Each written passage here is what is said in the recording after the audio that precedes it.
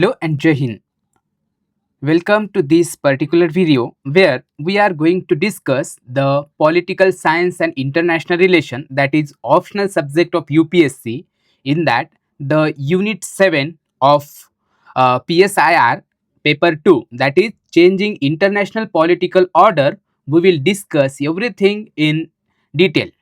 In previous video, we have discussed the syllabus of PSIR. In that, we will first go to the syllabus topic and then start our learning.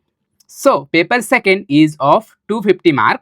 In that, the unit 7 or topic number 7 is changing international political order, where we will go through this something like rise of superpowers, strategic and ideological bipolarity, arms race, cold war, nuclear threat. Okay, these are the topics. Another one is non-alignment movement. Yeah, NAM is very important. Its aim and achievement. All time questions come from it, and collapse of Soviet Union. So rise of powers, it is mainly deal with USSR and USA.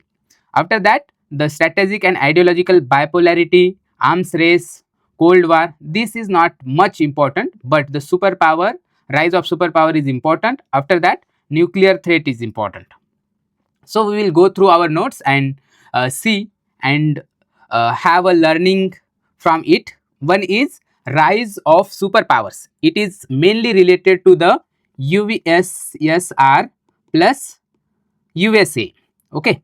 So in the changing political order like this, we will have to discuss something that uh, the politics is not stopping.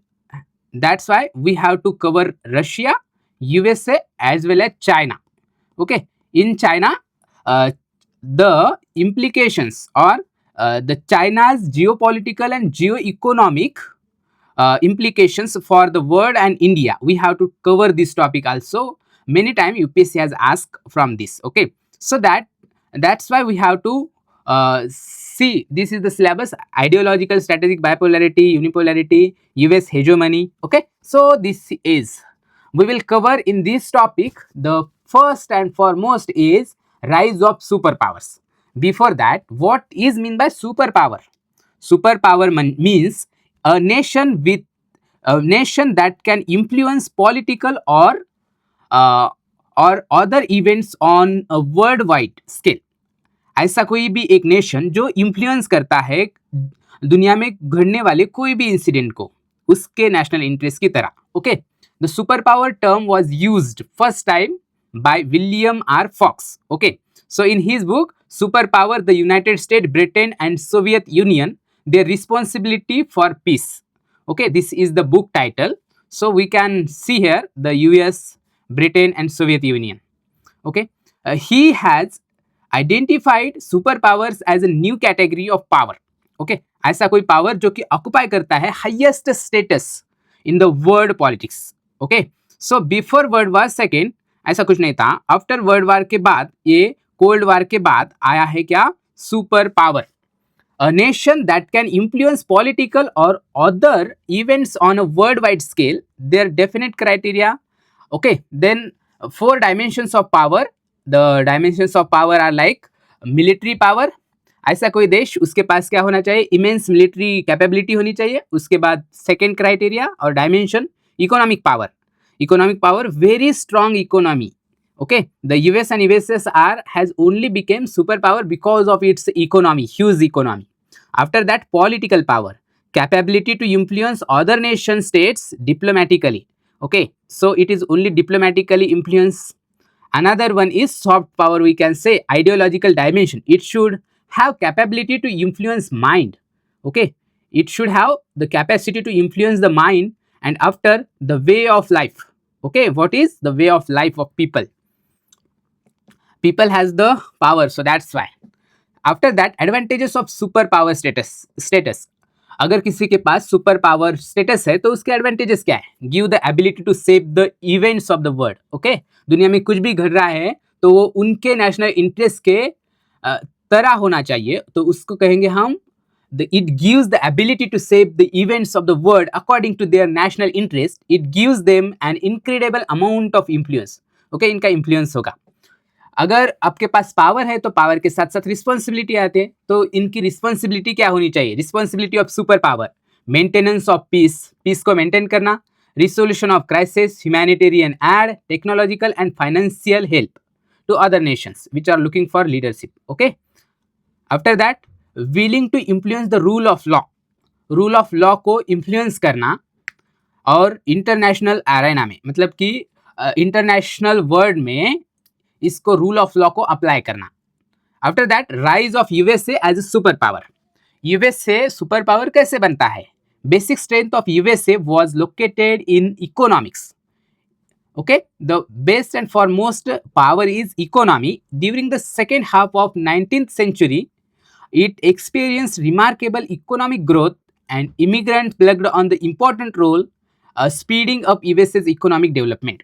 Okay, the basic and foremost strength is economy. So 19th century में US ने एक remarkable progress economics में achieve की. इसके लिए ही उनको क्या status मिला? सुपर पावर का.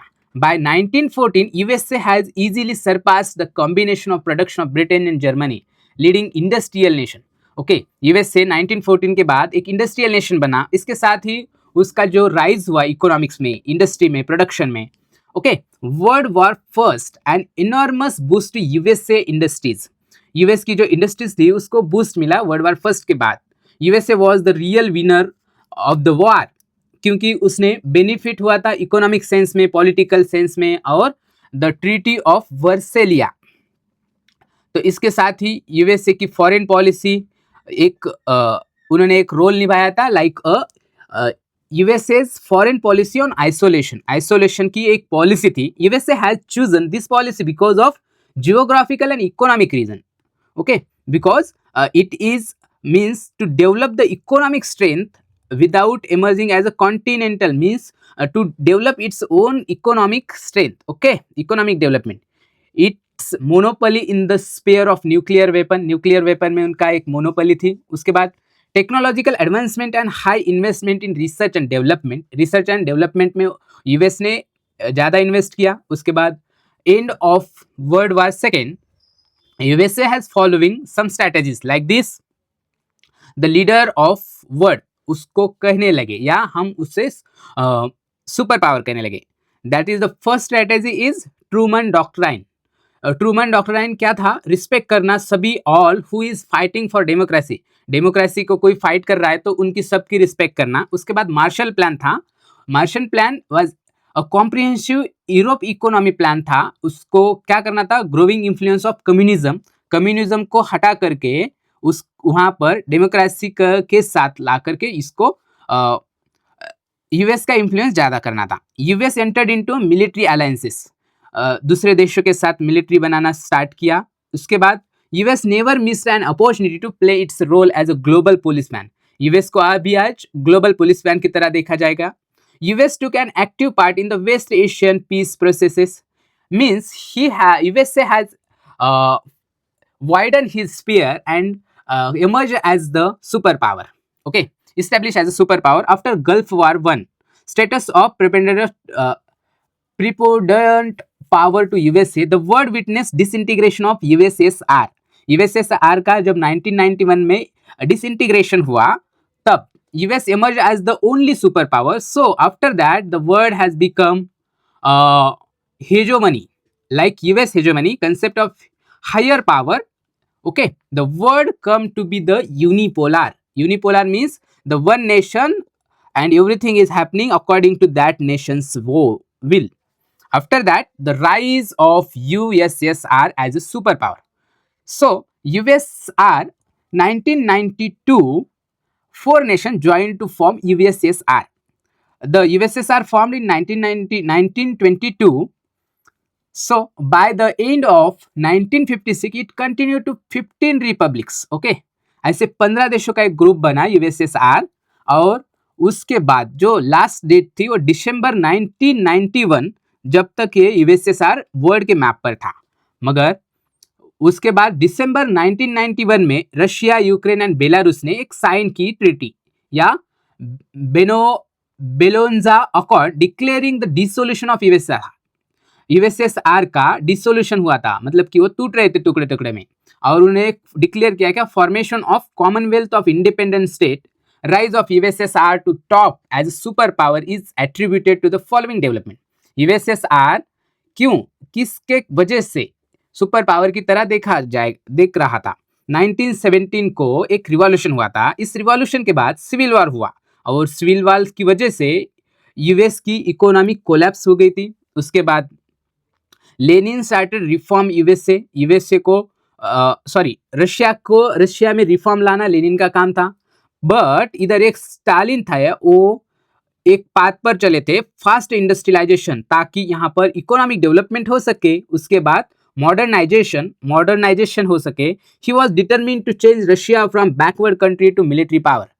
रशिया को बैकवर्ड कंट्री से मिलिट्री पावर की तरह उसको करना था, और इसमें ये सक्सेसफुल भी हो गया रशिया को ट्रांसफॉर्म करने में।